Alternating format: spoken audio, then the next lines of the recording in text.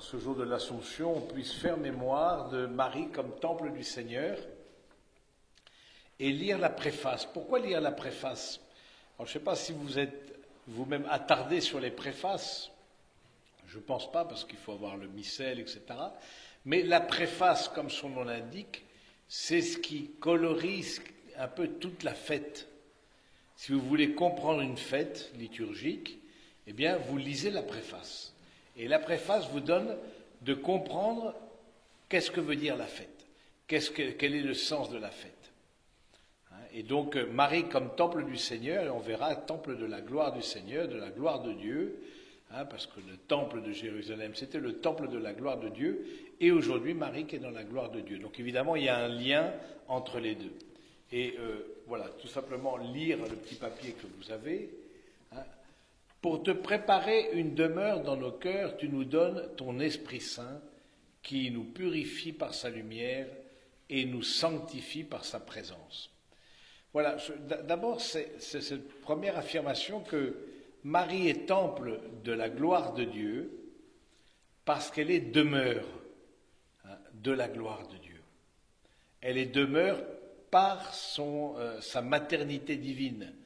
Ce sera dit un petit peu plus tard, mais par le mystère de l'incarnation de ton Fils et par la foi obéissante de la Vierge Marie, tu as fait d'elle, d'une manière unique, le temple de ta gloire. C'est-à-dire que ce qu'il faut bien comprendre, c'est que tout dans la Vierge Marie provient ou est orienté à la maternité divine. C'est-à-dire, elle est mère de Dieu. Provient de la maternité divine, comme par exemple la fête qu'on fête aujourd'hui, l'Assomption de la Vierge Marie, eh bien c'est parce qu'elle est vraiment mère de Dieu qu'elle est aussi, avec son corps et son âme, en présence de Dieu, parce que sa maternité divine, eh bien, appelle cette glorification, donc provient, mais est destinée à, par exemple, l'Immaculée Conception. L'Immaculée Conception, c'est vraiment en vue, c'est-à-dire Marie qui était conçue, qu'on confond parfois avec la virginité mariale, mais Marie qui était conçue sans le péché originel, c'est en vue de la maternité divine. Donc c'est très intéressant de voir que dans le mystère de la Vierge Marie, ce qui est au centre, c'est la fécondité. La fécondité va permettre, et donc qui dit au centre du mystère de la Vierge Marie, dit au centre du mystère de notre propre vie. Parce que Marie est personne humaine, vous le savez, et donc en Marie, il y a la réalisation des desseins de Dieu, et en Marie, il y a la réalisation de notre propre vocation. Donc la fécondité est au cœur du mystère de Marie. Elle est appelée à être mère de Dieu, et elle est appelée à vivre cette incarnation du Fils de Dieu.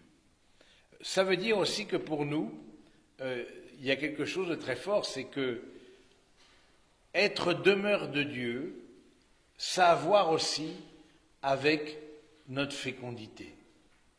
Être demeure de Dieu, être temple de Dieu, et nous le sommes par le baptême, c'est ce que dit l'apôtre Saint Paul, et nous avons eu de beaux baptêmes pendant la célébration eucharistique. Être temple de Dieu, c'est ce que dit Saint Paul, voilà, c'est la vocation du chrétien. Ne savez-vous pas que vos corps sont le temple du Saint-Esprit? Le chrétien ne se pense pas par rapport à un lieu particulier, comme par exemple à Jérusalem, le temple de Jérusalem, parce que vous savez, depuis l'an 70, il n'y a plus de temple à Jérusalem, mais du coup, les chrétiens, alors il y a 2 chaises là devant, si vous voulez vous mettre, voilà, ici devant, venez, il y a ça pour occuper les places. Les chrétiens se définissent chacun comme temple, ce qui est très différent. Je veux dire, le rapport au lieu a complètement changé avec le christianisme. Le rapport au lieu est très différent par rapport au judaïsme et par rapport aussi à l'islam d'une autre manière. Mais c'est alors que le judaïsme est très centré sur les lieux, et singulièrement le lieu du temple, qui est le lieu de la présence de Dieu, de l'arche d'alliance, qui contiennent les tables de la loi, et depuis l'an 70, après Jésus-Christ, il n'y a plus de temple. Et donc, la question, c'est que, est-ce qu'il n'y a plus de... Vous cherchez quelque chose, oui? Non, non, vous dites. Il faut des papiers, peut-être, non? Comment? Ah oui, allumez la bougie, si vous voulez. Moi, j'ai pas de briquet, il n'y a pas de fumée, je fume pas. Alors, donc, du coup, alors voilà, Gilles qui fume, non, mais il est sacristain ce matin. Alors, peut-être, faites passer là, il y a 2 personnes qui sont arrivées en retard. Allez, on les fait passer. Et il y en a une qui est derrière, complètement au fond. On lui fait passer aussi. Et puis après, j'en ai plus de petites pas feuilles. Alors, c'est bon, tout le monde a une feuille là. Faites passer là-bas, il y a des feuilles, voilà. Alors, du coup, c'est intéressant de voir que le fait d'être demeure de Dieu, pour nous chrétiens, c'est tout à fait différent d'être demeure de Dieu dans le judaïsme. Demeure de Dieu dans le judaïsme, c'est attaché à un lieu physique, géographique. Alors que pour nous, demeure de Dieu, c'est attaché à un sacrement.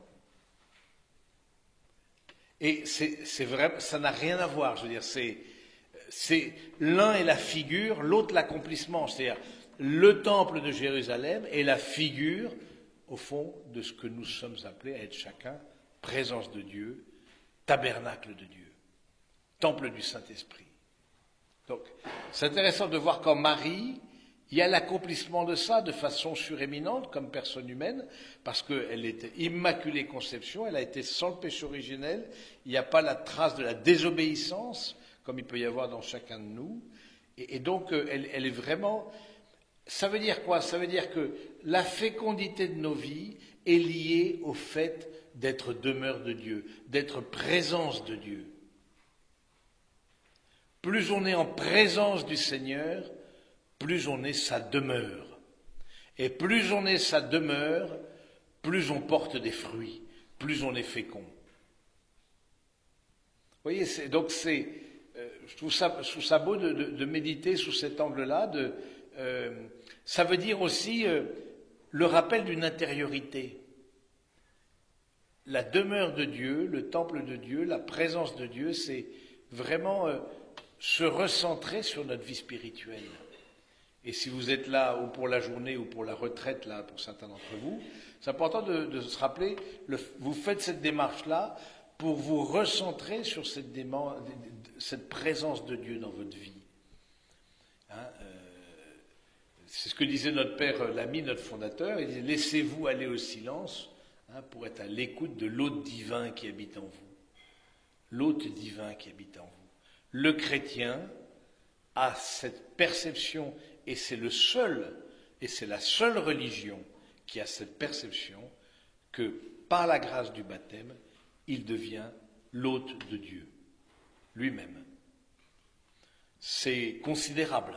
C'est-à-dire, Dieu n'est pas simplement extérieur, ou Dieu ne va pas simplement être dans un temple extérieur, etc. Et du coup, forcément, pour nos amis juifs, c'est compliqué. J'imagine depuis 2000 ans, il n'y a plus de prophétie, il n'y a plus de temple. Il n'y a plus de temple, il n'y a plus de lieu et puis il n'y a plus de lieu où offrir des sacrifices. Parce que le temple, c'était vraiment ça. C'est le lieu où offrir des sacrifices. Et alors, on voit un certain nombre de juifs qu'on appelle messianiques qui disent, mais au fond, est-ce que on n'est pas passé à une autre dimension? Est-ce que le vrai sacrifice n'est pas celui du Christ, dont les sacrifices de l'Ancienne Alliance étaient comme les préparations, mais au fond on n'a plus besoin de sacrifices parce que le Christ lui-même s'est offert et il accomplit tous les sacrifices. C'est-à-dire qu'être temple, c'est aussi, et c'est lié à notre fécondité, c'est accueillir la croix. C'est accueillir la croix dans notre vie de façon particulière et d'accueillir la croix telle qu'elle se manifeste, que ce soit dans nos santé, que ce soit dans nos relations familiales, relations professionnelles, que ce soit dans la vie spirituelle et parfois dans cette vie spirituelle où on sent qu'il y a une sorte de désert spirituel intérieur. Accueillir la croix du Seigneur est en lien avec la fécondité de notre vie, est en lien avec la présence de Dieu dans notre vie. On est temple parce qu'on accueille aussi la croix du Seigneur. Comme le temple de Jérusalem était le lieu des sacrifices. Nous sommes temple parce que en nous-mêmes, nous sommes marqués du signe de la croix. Et la Vierge Marie, évidemment, elle a vraiment cette mission particulière. Elle est celle qui est au Golgotha. Elle est temple non seulement parce qu'elle est mère de Dieu, elle porte en elle-même la présence de Dieu, mais elle est temple parce qu'elle accueille au Golgotha le sacrifice du Fils. Elle offre le sacrifice. Vous avez une... Non, mettez-vous plutôt devant. Elle accueille le sacrifice du Christ. Voilà, je trouve ça intéressant de rappeler ça, parce que ça permet aussi nous-mêmes de resituer la manière dont on est présence de Dieu, comme chrétien. J'accomplis dans ma chair ce qui manque à la croix du Christ, disait saint Paul. Et qu'est-ce qui manque à la croix du Christ? Il manque à la passion du Christ, il manque rien, parce que la passion elle est complète, le salut il est complet. Mais qu'est-ce qui manque si ce n'est de révéler au monde l'amour? Et à ce monde-ci, nous révélons l'amour en accueillant dans notre vie la passion du Christ. Et en accueillant la passion du Christ, nous sommes temple. Et ce n'est pas pour rien que, au moment de la passion, le rideau du temple lui-même s'est ouvert. C'est-à-dire qu'il y a quelque chose qui était fermé, c'est déchiré. Le rideau du temple, c'est-à-dire ce qui abrite le Saint des Saints, c'est déchiré, c'est pour laisser voir une autre manière d'être temple. Alors, c'est vrai que pour nous, je ne sais pas si c'est quelque chose sur lequel vous aviez médité, mais voilà, pour te préparer une demeure dans nos cœurs, dit la préface, tu nous donnes ton Saint-Esprit qui nous purifie et nous sanctifie. Et on voit bien que la présence du Saint-Esprit, elle est capitale là. Elle n'est pas simplement une petite aide, on va demander, parce que ça nous dépasse tellement. Le fait d'être présence de Dieu, ça nous dépasse tellement. On se sent tellement pauvre, tellement indigne. Et pourtant, le Seigneur, par le baptême, nous appelle à devenir temple. Temple de sa présence. Par la grâce. Et donc on voit bien qu'il faut l'aide du Saint-Esprit qui prépare, qui travaille. Et on pourrait prier en ce jour le Veni Creator Spiritus. Voilà, de demander vraiment au Saint-Esprit de venir dans notre cœur, ce Saint-Esprit qui a pris Marie sous son ombre et qui a fait d'elle la mère du Sauveur, ce Saint-Esprit veut aussi travailler notre cœur. Donc, c'est important, et c'est ça beau dans les mystères de notre foi, qu'il y a une unité, tout est en lien. L'Assomption, c'est aussi le mystère de la Pentecôte. C'est en lien. C'est une Pentecôte. Le Marie, couverte par le Saint-Esprit, est entrée dans la gloire de Dieu. Donc, pour nous, ça nous dit où est-ce qu'on en est de notre lien avec le Saint-Esprit. Et le Saint-Esprit qui, comme dit le texte, purifie et sanctifie. Purifie, bon, on comprend bien le terme, c'est purifier, c'est-à-dire, voilà, fait que ce qui n'est pas conforme à la présence de Dieu en nous, au fait d'être tabernacle de Dieu, eh bien, soit enlevé, mais sanctifie, c'est-à-dire sanctifier, c'est être mis à part, être consacré. Le Saint-Esprit consacre. Donc, par le baptême, nous sommes consacrés. Nous sommes mis à part. Nous sommes mis à part parce que nous prenons conscience qu'en nous-mêmes, nous portons plus que nous-mêmes. C'est ça la définition du chrétien. Le chrétien, c'est celui qui pense, qui non seulement pense, mais expérimente qu'en lui-même, il porte plus que lui-même. Dans la fragilité de nos humanités, nous portons la présence. Comme dira saint Paul, dans des vases d'argile, nous portons un trésor. Et ça, c'est possible par le mystère de l'incarnation. Aucune religion le dira, en tout cas pas de cette manière. Pas avec cette conviction que l'humanité a été élevée de façon suréminente par l'incarnation. Et le fait que Marie soit avec son corps et son âme dans la gloire de Dieu, c'est toute notre humanité qui est appelée à être avec l'âme et le corps. Et le corps, là, c'est important. C'est ce que nous confessons chaque dimanche. Je crois en la résurrection de la chair. C'est très différent croire en la résurrection de la chair que croire en la réincarnation. Mais ça n'a juste rien à voir. C'est très différent. Parce que beaucoup disent oui, mais c'est la réincarnation. Non. La réincarnation, non. Chaque tradition religieuse est respectable, etc. Mais ça vient de l'Asie, etc. Mais la notion, vous voyez, de personne dans l'hindouisme ou dans le bouddhisme n'est pas du tout la même que la notion de personne dans le christianisme. Nous croyons que nous verrons Dieu face à face avec notre corps à la fin des temps. Je crois en la résurrection de la chair. Et Marie est avec son corps et son âme avec Dieu, comme Jésus est encore avec son corps et son âme auprès de Dieu. Alors on parle, vous voyez, il y a deux termes pour désigner ça. Il y a ascension, vous connaissez bien, et assomption. Pourquoi on a choisi deux termes d'après vous? C'est pas pareil. Marie est créature. Assomption, ça veut dire assumer. Elle était assumée. Ascension, c'est-à-dire qu'en lui-même, le Christ a le pouvoir de glorification. Il n'a pas besoin de quelqu'un d'autre. Marie est assomptée, assumée. Elle est assumée parce que Dieu lui-même a assumé toute notre nature humaine. Et ça, c'est le mystère de l'incarnation. C'est pour ça qu'on a deux mots, assomption et ascension. Mais c'est la différence entre Dieu et la créature.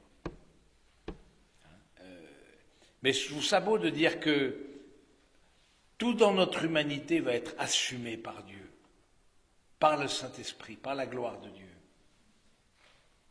Et nous verrons, nous le croyons, face à face, le Seigneur, avec toute notre personne humaine.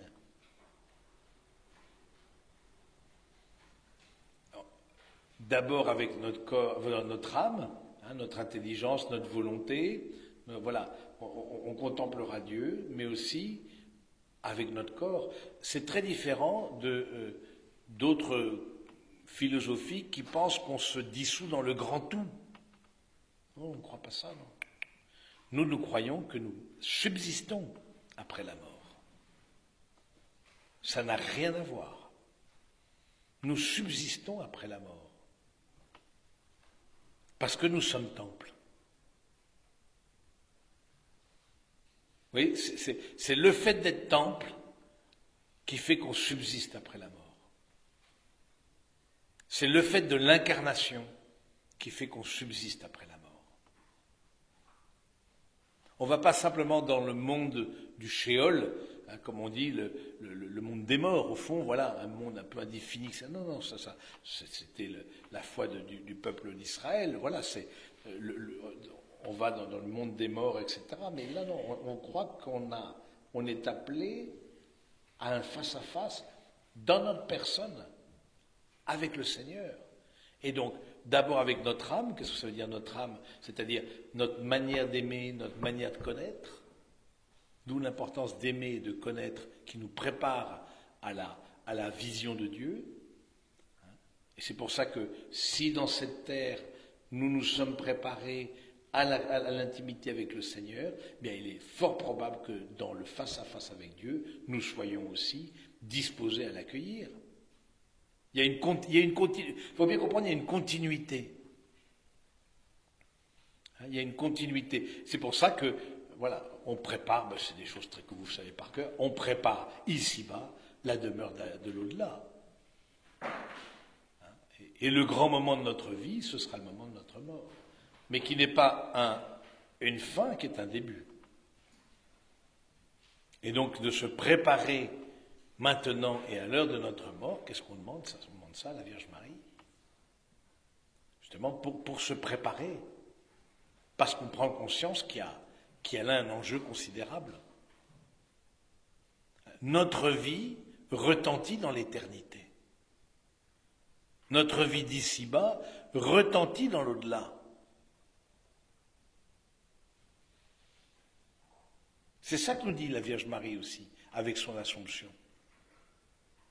Et comme temple du Seigneur. Et la préface continue, et elle est très belle, donc, mais par le mystère de l'incarnation de ton Fils, la foi obéissante de la Vierge Marie, tu as fait d'elle de manière unique le temple de ta gloire. La foi obéissante de la Vierge Marie.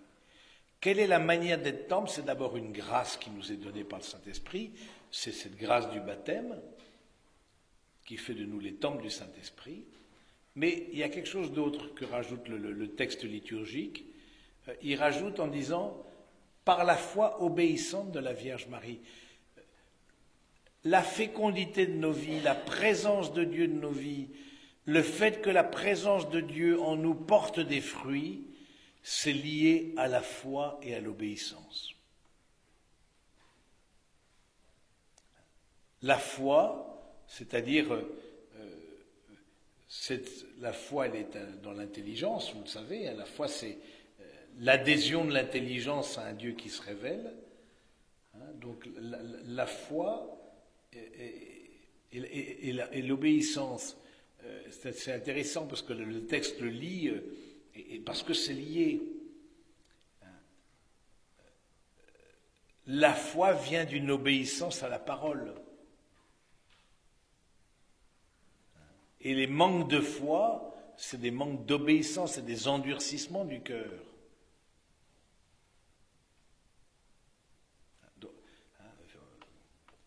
La foi vient de la parole fides ex auditu, dit saint Paul. La foi vient de la prédication, d'où l'importance de prêcher. Parce que ça vient de ça, la foi. Parce que ça ouvre le cœur à l'adhésion à un Dieu qui se révèle. Et donc à une obéissance, et Marie a vécu cette obéissance et elle a progressé dans l'obéissance. C'est intéressant de voir ça. Je crois que c'est Jean-Paul II dans son encyclique sur la Vierge Marie, Redentoris Mater, qui parle de ça, de dire que Marie, tout ne lui a pas été donné comme ça d'un seul coup. Elle a progressivement pris conscience, comme personne humaine, de l'obéissance qu'elle avait à faire à la volonté de Dieu. Et je vais dire, pour nous, c'est pareil. Il y a des moments où on ne comprend pas. Pourquoi ci? Pourquoi ça? Pourquoi on passe par telle épreuve? Pourquoi le Seigneur nous demande ceci? Et une fois qu'on a fait acte de obéissance, c'est obaudire, c'est d'écouter, c'est ça. Obéir, c'est écouter, c'est le même mot. Une fois qu'on a vraiment réouvert notre cœur à une écoute, qu'est-ce que tu veux me dire? Eh bien là, on comprend. Mais c'est tout le combat spirituel. Marie a certainement vécu un combat spirituel. Ton père et moi, nous te cherchions tout angoissés, où étais-tu? Voilà, c'est Jésus qui était au temple. Voilà, il y a eu certainement, évidemment le grand combat de la croix. Mais combat spirituel ne veut pas dire péché. Jésus lui-même a subi la tentation, donc ce n'est pas parce qu'on a des tentations qu'on est loin de Dieu. Je veux dire, plus on est dans un combat intérieur, quelque part, plus c'est le signe d'une proximité avec Dieu. Et plus on est temple, plus on a de combat. Parce que plus il y a des forces centrifuges qui nous emmènent loin de Dieu, loin de cette vie intérieure. Et on voit bien notre monde a en haine l'intériorité. C'est l'appel comme ça au bruit, l'appel à la consommation, l'appel, voilà. Notre monde a en haine l'intériorité. Et donc l'intériorité, c'est aussi un combat intérieur. C'est un combat spirituel. Face à ces forces centrifuges qui nous emmènent loin de la présence, loin du cœur profond, où habite le Seigneur. Parce que nous croyons à ce qu'on appelle l'inhabitation de la Trinité en nous. Et nous sommes les seuls, les chrétiens, à croire en ça. Nous sommes seuls. On comprend que, quelque part, les droits de l'homme soient très liés à la vision chrétienne. Parce que la personne humaine a acquis une telle dimension avec le christianisme, absolument inégalée dans l'histoire de l'humanité.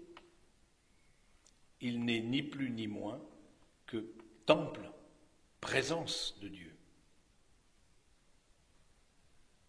Donc ça veut dire que, évidemment, le respect pour la personne humaine, etc., tout ce qui a été mis en place aussi progressivement, qui est tiré de ça, quoi.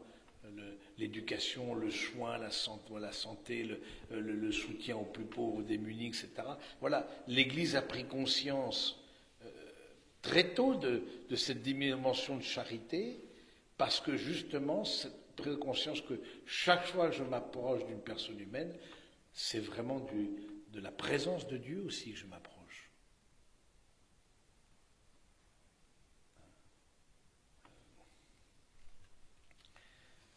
Elle est la demeure précieuse de ton esprit ornée de toutes les vertus, palais du roi qui brille de la splendeur de la vérité, cité sainte que réjouissent les flots de la grâce, l'arche de l'alliance nouvelle qui contient l'auteur de la nouvelle loi, Jésus-Christ notre Seigneur. Voilà ce deuxième paragraphe de la préface, voilà, qui parle de la Vierge Marie comme cette demeure, le palais du roi, la splendeur de la vérité, l'arche d'alliance. Elle est l'arche d'alliance qui porte non seulement les tables de la loi, mais qui porte l'accomplissement des tables de la loi et l'origine qui est le Christ lui-même. Mais cette loi-là, elle n'est plus inscrite, nous dira saint Paul, sur des tables. Elle est inscrite dans notre cœur. Avec la vie chrétienne, il y a une intériorisation de la loi du Seigneur. C'est-à-dire que il y a une proximité, une familiarité avec la loi du Seigneur, parce cette loi-là du Seigneur a été inscrite dans le cœur de chacun. C'est ce qu'on appelle vivre selon sa conscience. Vivre selon sa conscience, c'est, et singulièrement le chrétien qui prend conscience aussi que le Seigneur l'habite, vivre selon sa conscience, c'est faire le bien, éviter le mal, d'où l'importance de se former, d'éclairer sa conscience. Parce que l'étape de la loi avait pour but, au fond, de rappeler ce qui était, ce qu'on appelle la loi naturelle, les 10 commandements, c'est ça, c'est faire le bien, éviter le mal, c'est la base de la base. Mais il a fallu que Dieu les rappelle. Donc ça veut dire que ce n'est pas si simple que ça, si évident que ça, si spontané que ça, que d'agir selon sa conscience. Et une conscience éclairée. Donc elle est l'arche d'alliance nouvelle, parce que justement il y a une nouveauté dans la manière de vivre le rapport à sa propre conscience, parce que cette nouveauté provient du fait qu'on est habité. On est habité. Et toute la vie spirituelle consistera à prendre conscience du fait qu'on est habité et que l'autre aussi est habité. Je ne suis pas le seul à être habité par la présence de Dieu. Je suis aussi tabernacle comme l'autre l'est aussi. Alors je trouve que c'est quelque chose pour nous qui qui nous renvoie au fond à la fête de ce jour. Hein, c'est intéressant de voir que cette fête, le dogme de l'Assomption de la Vierge Marie, les derniers dogmes dans l'Église catholique ont été au sujet de la Vierge Marie. Que ce soit l'Immaculée Conception en 1854, 1950, le dogme de l'Assomption, et un peu plus tard, en 1954, je crois, c'est le couronnement de Marie. Voilà, mais c'est intéressant de voir à quel moment l'Assomption, qui était déjà dans la foi du peuple chrétien depuis longtemps, c'est pas quelque chose de nouveau, c'était déjà célébré dans le peuple chrétien, mais c'était reconnu, je veux dire, le peuple chrétien, quelque part, était en avance par rapport à la hiérarchie, par rapport à la doctrine. Et donc, c'est souvent comme ça. Hein. L'Immaculée Conception, ça a d'abord été porté par le peuple chrétien, une certitude du peuple chrétien, et ensuite, ça a été remis dans les textes. Soit d'abord porté par une communauté. C'est la loi de l'incarnation, portée par un peuple. Et c'est intéressant le moment où ça s'est prononcé, le dogme de l'Assomption. C'est après la guerre. Après la Deuxième Guerre mondiale, qui a connu tellement de souffrances, tellement de déchéance de la personne humaine, eh bien l'Église propose l'Assomption de la Très Sainte Vierge. C'est-à-dire la personne humaine destinée à la gloire, avec son âme et son corps.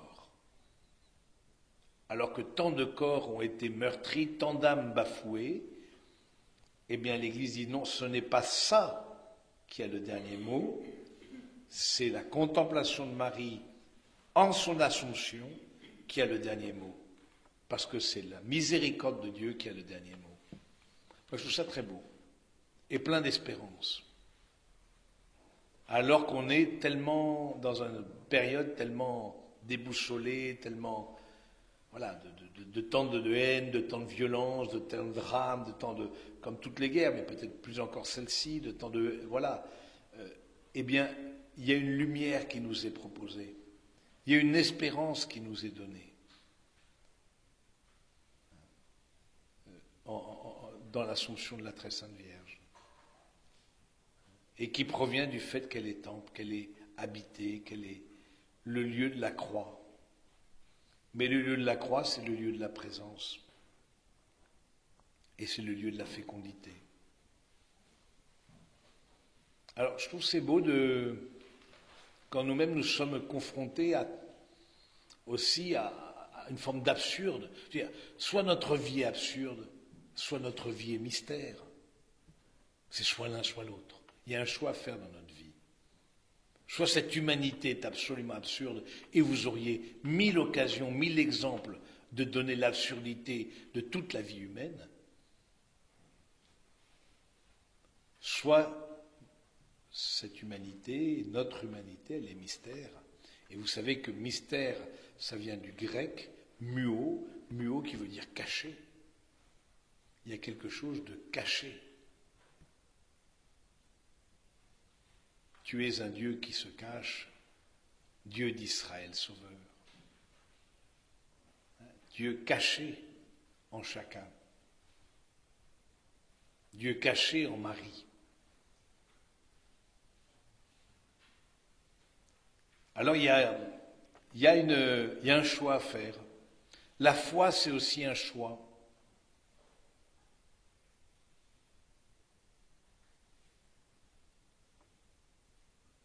Entre mystère et absurde, les deux sont possibles, et les deux, j'allais dire, peuvent être illustrés par de nombreux exemples. Mais pour nous, croyants, nous avons fait le choix du mystère.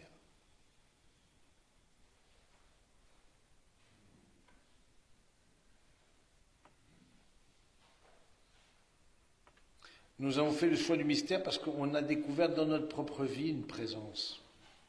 Et on sait bien que la vie chrétienne, c'est d'abord une rencontre.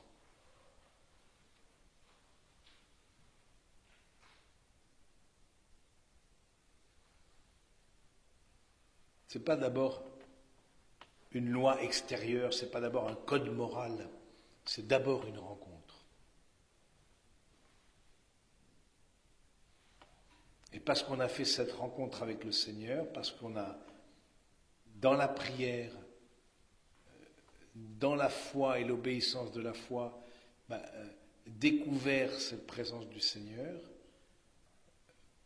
que l'on peut dire justement qu'on est appelé à la gloire, que l'on peut dire que notre vie ne se terminera pas dans la fosse.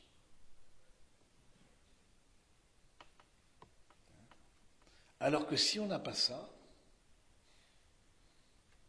qu'est-ce que vous pouvez dire?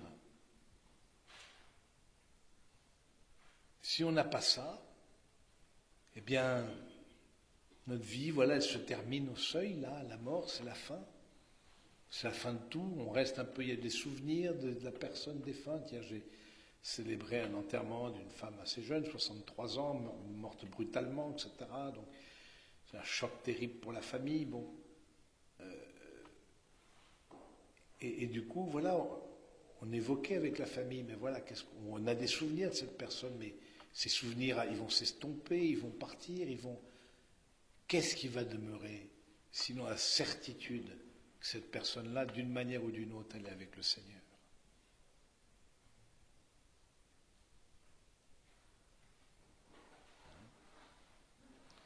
Donc la manière de vivre les derniers moments, maintenant et à l'heure de notre mort, la manière de vivre les derniers moments sera très liée à notre vie de foi.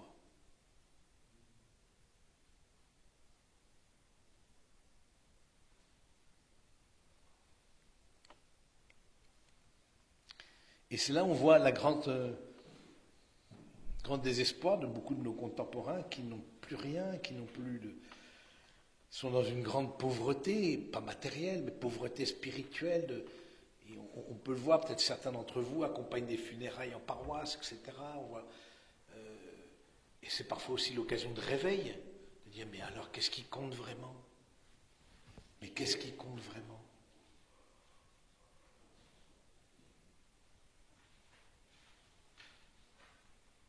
Justement, voilà, qu'est-ce qu'il y a après la mort?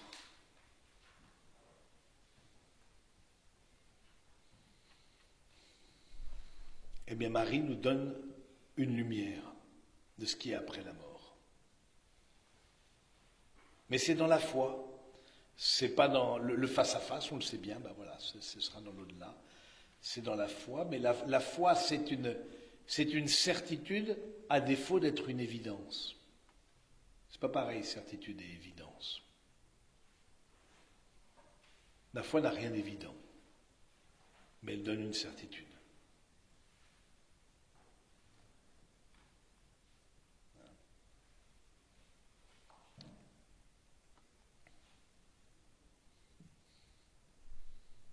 Voilà, donc on va demander au Seigneur, dans cette journée, de nous remettre justement, comme le conseillent beaucoup de saints, de nous remettre sur le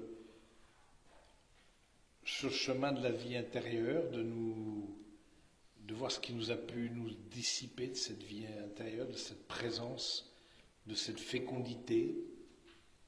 La fécondité de nos vies, c'est la grande question de nos vies. Et une retraite ou un temps spirituel comme vous vivez aujourd'hui, ça a vraiment cette vocation-là de nous remettre sur les choses, de nous redire ce que nous savons. Ce que je viens de vous le dire, vous le connaissez par cœur déjà. Mais ça nous fait du bien de réentendre les choses que nous savons. Parce que justement, la mémoire, cette capacité d'oublier, de refaire mémoire de ce que nous portons, de qui nous sommes. Et puis, ça nous pousse aussi à l'évangélisation. Ça nous pousse à l'évangélisation parce que on dit, voilà, ce qu'on a découvert, cette présence de Dieu, on ne peut pas la garder pour nous, c'est pas possible. On ne peut pas garder ça pour nous. Et du coup, l'évangélisation, c'est partager une présence. Et c'est là où c'est une grâce. Et c'est là où c'est le Saint-Esprit, comme on l'a dit au début de cette méditation, qui qui nous permet de découvrir cette présence en nous, de faire l'expérience par la prière de l'évangélisation. Plus que vous ne le croyez, beaucoup de nos contemporains sont peut-être disposés à une certaine forme de prière, de spiritualité, un peu confuse, mais n'hésitons pas, par exemple, un petit détail pratique, quand nous savons quelqu'un passe par une épreuve, etc. Bon, on dit souvent, je pense bien à toi. Mais la pensée n'a jamais sauvé personne. Pourquoi on ne dit pas je prie bien pour toi? Je prie bien pour toi. Est-ce que tu veux que je prie pour toi? Alors là, on rentre tout à fait dans une autre dimension. Et par la prière, il y a vraiment cet appel à rappeler la présence de Dieu. De prier avec, non seulement de prier pour, mais de prier avec. Est-ce que tu veux que je prie avec toi? Mais je ne sais pas prier. Ben oui, mais on va se mettre déjà dans le silence, dans la présence de Dieu. Recentre-toi sur ce que tu as reçu, sur cette grâce du baptême qui t'habite.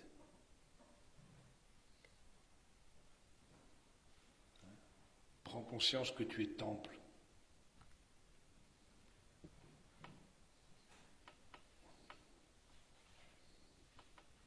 Si la personne n'est pas baptisée, elle est quand même enfant de Dieu. Alors, si la personne n'est pas baptisée, elle est quand même à l'image et à la ressemblance de Dieu. Et donc, il y a une conscience qui est ce que dit le Concile. Justement, cette conscience, c'est le lieu de la présence de Dieu dans cette personne. Alors, elle n'est pas stricto sensu, il n'y a pas l'inhabitation de la Trinité, comme dans le cadre du baptême, mais il y a une présence de Dieu très claire, parce qu'elle est à l'image et la ressemblance. Et vous savez la différence entre image et ressemblance, que l'image, elle est inaltérable, alors que la ressemblance, elle se travaille. Mais l'image de Dieu, elle est inaltérable. Il y a un sceau posé sur notre cœur que rien ne peut altérer, endommager, auquel le démon n'a pas accès. Et c'est tellement rassurant de dire ça, de image et ressemblance.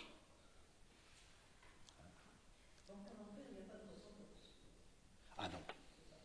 En enfer, il n'y a pas de ressemblance. Et c'est ça la douleur. C'est qu'il y a l'image, mais il n'y a pas la ressemblance.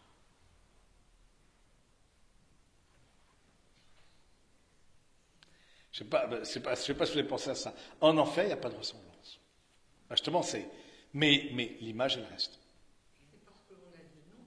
Eh oui, ben on a dit non, mais d'accord, mais c'est là la souffrance de notre vie, c'est-à-dire qu'on est fait pour, tout en notre être dit qu'on est fait pour, et en même temps on a fait l'inverse. Et quand on va se trouver devant Jésus, on n'est pas obligé de lui dire non. Ah, on n'est pas obligé, on est même plutôt encouragé à lui dire oui, si vous voulez. Mais bon, quand on se retrouvera devant Jésus, je ne sais pas trop ce qu'on fera, mais en fait, ce qu'on fera, si, c'est bon, c'est que on agit face à face avec le Christ, on agira comme on agit maintenant. Si toute ma vie j'ai nié Dieu, sachant qu'il existe, j'ai eu en haine le Christ, sachant qu'il existe et qu'il est Dieu, parce que c'est ça le démon. Le démon n'a pas de problème de foi. Les premiers à confesser la divinité du Christ, c'était les démons dans l'Évangile. Ce que je ne comprends pas, c'est pourquoi Jésus, c'est lui le maître de l'univers. Oui, mais il est maître de l'univers, mais en même temps, cette fameuse liberté qui nous est laissée de le nier. C'est ça, c'est nier, connaissance, c'est nier. Maintenant, il en faut quand même, je veux dire. C'est pour ça que l'Église n'a jamais damné des personnes, elle a canonisé des personnes, mais en dehors des anges, en dehors du démon et de ses anges, elle Elle ne donne pas de nom de personnes qui habitent l'enfer. Mais justement, parce c'est intéressant de voir que Marie, c'est la nouvelle Lucifer, celle qui porte la lumière. Lucifer, celui qui porte la lumière. Alors que c'était un archange le plus beau, il s'est autosuffi. Voilà. Je ne servirai pas. Marie, elle porte la lumière. Et voilà. Et donc, du coup, mais dans l'humilité de la foi. Donc, c'est pas un archange, c'est une personne humaine maintenant, qui est appelée à être porteuse de lumière. Donc, tout ça, c'est très fort, hein, c'est de rappeler les fins dernières, au fond, hein, la question de l'enfer, du salut, parce que l'Assomption rappelle ça, hein, ça c'est sûr. Le fait d'être temple, ça nous engage. Ça engage une certaine manière d'agir. On ne peut pas agir comme si on n'était pas habité.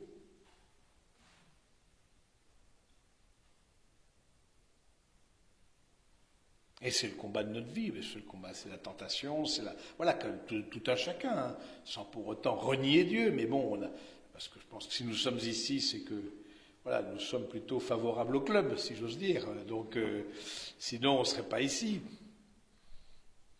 Mais on sent aussi qu'on a du combat. On sent aussi qu'il y a du travail, il y a quelque chose en nous qui s'oppose à Dieu. Et ça, c'est important de prendre conscience, qu'il y a quelque chose en nous qui résiste à Dieu.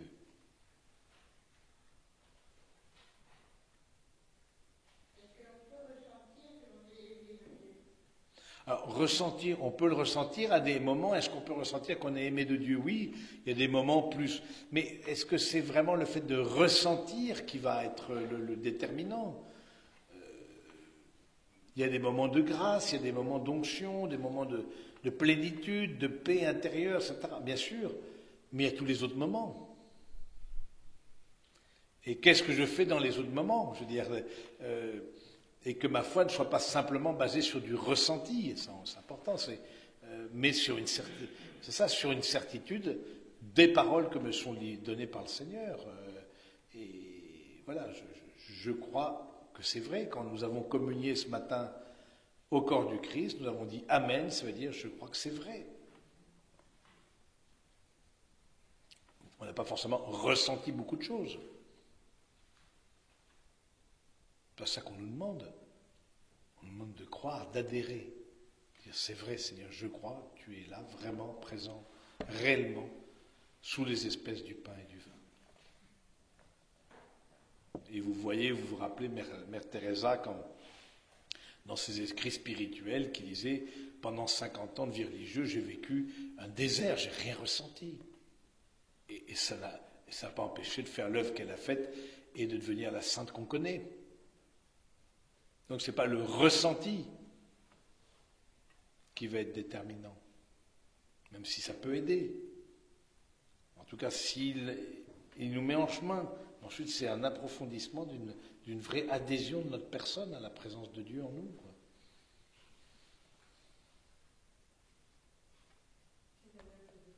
C'est un acte de foi. C'est ce qu'on appelle l'acte de foi. Et Marie a vécu de foi toute sa vie. De ce point de vue-là, Marie, elle a vécu de foi. Bienheureuse celle qui a cru par la foi obéissante de la Vierge Marie. Tu as fait d'elle, nous dit la préface, d'une manière unique, le temple de ta gloire. Elle a vécu de foi. Elle ne fait pas le face-à-face, non. Elle avait cet homme qui était son fils, voilà, mais c'est pas le témoignage oculaire. Je veux dire, il y a des tas de gens qui ont vu Jésus de son vivant, mais qui n'ont pas cru. C'est pas le fait de voir Jésus, c'est la foi qui nous permet de percevoir en lui la divinité. Mais voir Jésus, on dit oui, mais si j'avais vécu du temps du Christ, ce serait plus facile. Il y a des gens qui ont vécu du temps du Christ et qui n'ont rien vu. Alors, est-ce que c'est une grâce reçue ou est-ce que c'est un acte de volonté? De quoi la foi, vous voulez dire? La foi, c'est une vertu, donc c'est une grâce qui a été reçue au baptême, et c'est une vertu, et la vertu, vous le savez, c'est disposition permanente acquise par la répétition des actes. Donc la foi est un choix. C'est une grâce qui est donnée, mais si elle est à l'état embryonnaire, parce qu'on ne l'exerce pas par notre volonté, eh bien, elle porte pas des fruits. Donc c'est et de Dieu et de nous, comme toute la vie chrétienne. C'est et de Dieu et de nous.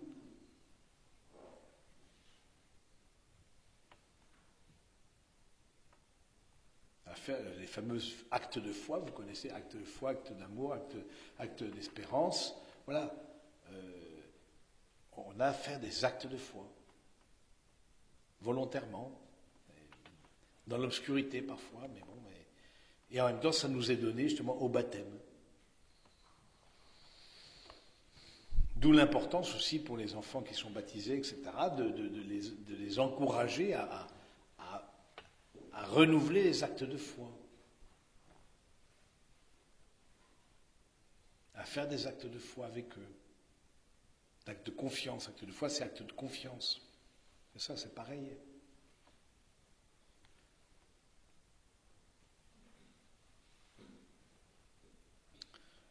D'autres questions peut-être vous avez pour... Il y a beaucoup de personnes qui font du bien, qui disent non conscience, les jours faim, tu m'as donné à manger, ils font ça, et sans Mère Teresa, sans Dieu, si je peux dire. Oui. Et alors, comment situer ça dans le plan de Dieu?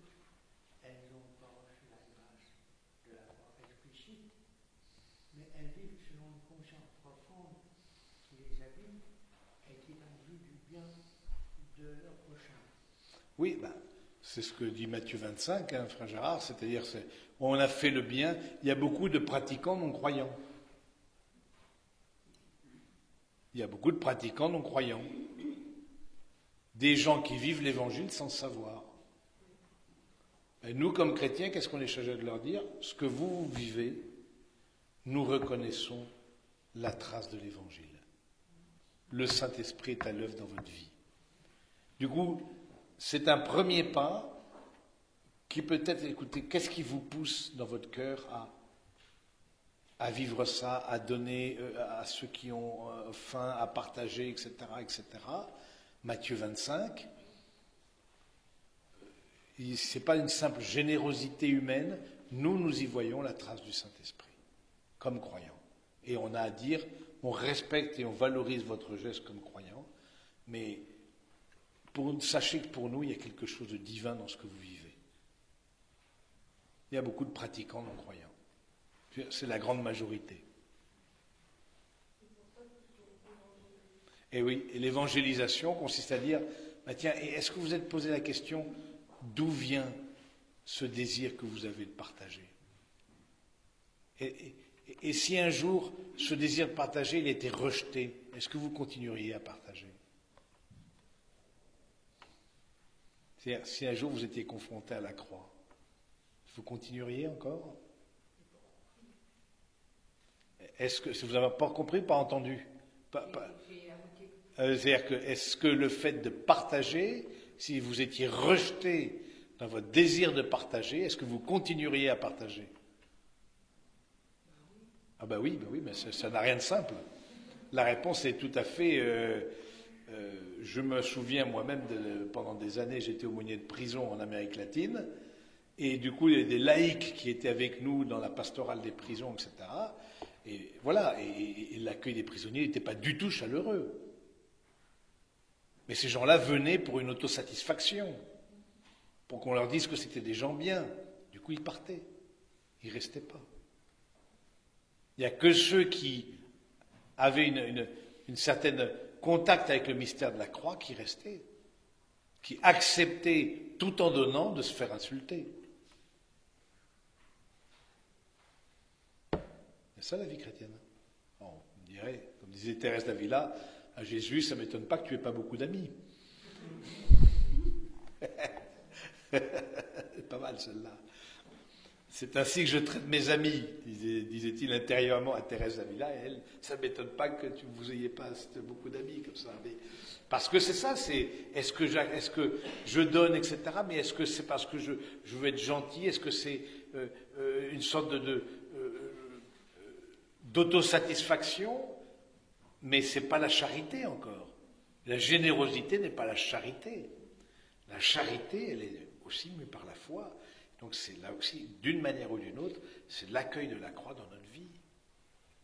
Est-ce que j'accepte justement, alors que je suis dans une attitude de don, d'être rejeté dans le don de moi-même? Et je continue encore à donner. Voilà, donc, mais voilà, je trouve c'est important de prendre conscience qu'il y a des gens qui ont des actes de générosité, font le bien, etc., mais qui ne sont pas mus par la foi. Eh ben, c'est la première étape. Et ensuite, on leur dit, mais est-ce que vous serez prêts à aller jusque-là? Une étape plus loin, un pas de plus, hein, jusqu'à la croix, qui donne une autre fécondité à votre vie.